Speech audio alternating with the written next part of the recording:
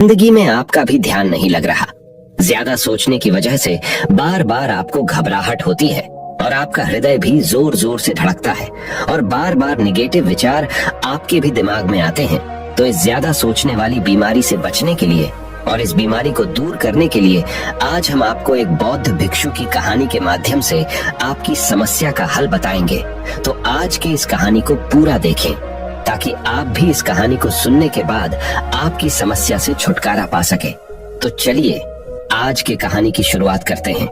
एक बार चीन के एक हिस्से में बहुत बड़ा मठ था जहां लगभग 500 भिक्षु रहते थे। वो सभी अपने गुरु के मार्गदर्शन में खुद को जानने का अभ्यास कर रहे थे। एक दिन एक लड़का उस मठ में शिष्य बनने के लिए आया। उसने मास्टर से कहा, मास्टर, मैं खुद को जानना चाहता हूँ।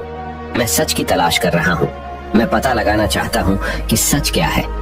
मास्टर ने उसकी ओर देखा और कहा कि अगर तुम सच जानना चाहते हो तो तुम्हें अपना पूरा जीवन दांव पर लगाना होगा। सच को जानने में तुम्हारा पूरा जीवन लग सकता है। फिर भी इस बात की गारंटी नहीं है कि तुम्हें इस जीवन काल में सच का पता लगेगा या नहीं। क्या तुम इसके लिए तैयार हो? शिष्य ने कहा। मास्टर, मैं यहाँ पीछे मुड़ने के लिए नहीं आया हूँ। मैं इसके लिए तैयार हूँ। गुरु ने कहा, अगर ऐसा है तुम एक काम करो। इस मठ में 500 भिक्षु है। तुम उनके लिए चावल कूटने का काम करो। बस सुबह से शाम तक चावल कूटने का ही काम करो और जब तुम थक जाओ तो सोने चले जाओ।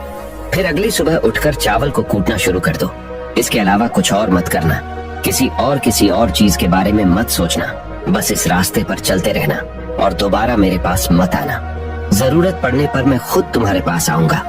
उस लड़के ने गुरु के आदेश का पालन करते हुए चावल कूटना शुरू कर दिया। उस मठ में 500 शिष्य थे।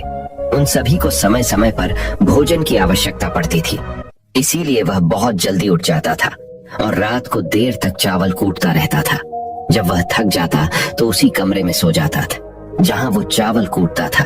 वो किसी से बात नहीं करता था और ना ही कोई उससे बात करने के लिए उसके पास आता था।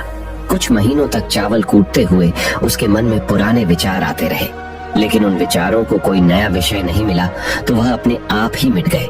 धीरे धीरे उसके मन में विचार कम होने लगे। कुछ सालों के बाद तो वो अपना नाम तक ही भूल गया। वह हमेशा चुप रहता और विचारहीन अवस्था में बस चावल कूटता रहता। उसने ना तो कभी ध्यान किया था और ना कभी शास्त्र पढ़ा था। मठ के बाकी शिष्य उसे मूर्ख समझते थे।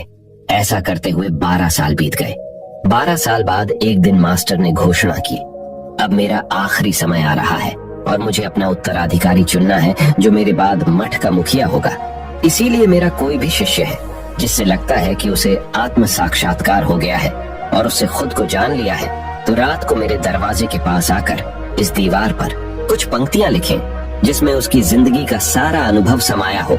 कई शिष्यों ने ऐसा करने के बारे में सोचा, पर मठ के प्रमुख शिष्यों में से एक ने वहां जाकर कुछ पंक्तियां लिखी। उसे बौद्ध धर्म ग्रंथों का बहुत ज्ञान था। सभी शिष्यों को लगता था कि वो इस मठ का उत्तराधिकारी बन सकता है। उसने लिखा था कि मन एक दर्पण की तरह है जिस पर विचारों और इच्छाओं की धूल जमा हो जाती है। इस धूल को हटाने के लिए ही ध्यान है। जिसकी धूल हट जाती है और मन का दर्पण साफ हो जाता है, वो मोक्ष को प्राप्त कर लेता है।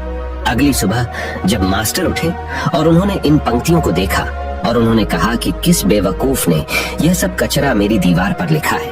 वो शिष्य जिसने यह लिखा था वो चुप रहा। हालांकि उसने जो पंक्तियां लिखी थी वो ज्ञान से भरी थी, लेकिन यह सब किताबी ज्ञान था। वो शिष्य बहुत चालाक था। उसने पंक्तियां लिखी पर उसने नीचे अपने हस्ताक्षर नहीं किए, क्योंकि वो स्वयं इसके बारे में निश्चित नहीं था कि ये सही है या नहीं, क्योंकि उसे आत्म साक्षात्कार नहीं हुआ था। गुरु ने पंक्तियों को पूरी तरह से खारिज कर दिया। ये देखकर सभी हैरान रह गए। ये घटना पूरे मठ में चर्चा का विषय बन गई। इस विषय पर बात करते हुए 2 शिष्य उस शिष्य के पास से गुजरे जो 12 साल पहले यहाँ आया था और दिन रात चावल कूटता रहता था। दोनों की चर्चा सुनकर वह धीरे से हंस पड़ा। दोनों शिष्य ने उसे पूछा कि तुम क्यों हंस रहे हो? दोनों शिष्य की नजर में यह चावल कूटने वाला तुच्छ ही भिक्षु था। किसी ने उसे ना तो कभी ध्यान करते हुए देखा था, ना ही कभी शास्त्र पढ़ते हुए। हर कोई उसे मूर्ख समझता था जो बस चावल को ही जानता था। उस मठ में बहुत बड़े बड़े विद्वान थे, लेकिन उस चावल कूटने वाले को किसी से कोई मतलब नहीं था। इसीलिए वह दोनों शिष्य उसे मुस्कुराता हुआ देखकर चकित रह गए। उन्होंने फिर उससे पूछा कि तुम क्यों हंस रहे हो। उसने जवाब दिया, मैं इसीलिए हंसा कि मास्टर सही बोल रहे हैं, ये सब पंक्तियां कचरा है, इन पंक्तियों का कोई मूल्य नहीं है।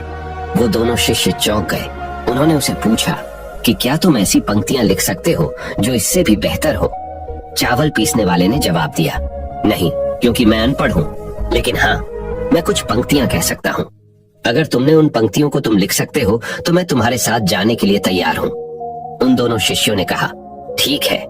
वे मास्टर के कमरे के पास गए और चावल कूटने वाले ने कुछ पंक्तियां बोली और दूसरे शिष्य ने उस दीवार पर लिख दिया और उन पंक्तियों के नीचे लिख दिया कि चावल कूटने वाला।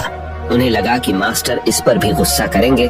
जो पंक्तियों उसने लिखने के लिए कहा था बहुत अद्भुत थी और वो पंक्तियां थी, मन तो बस एक का भ्रम है ना, तो मन है, ना ही मन का कोई दर्पण है, और जब मन ही नहीं है तो धूल कहाँ ठहरेगी।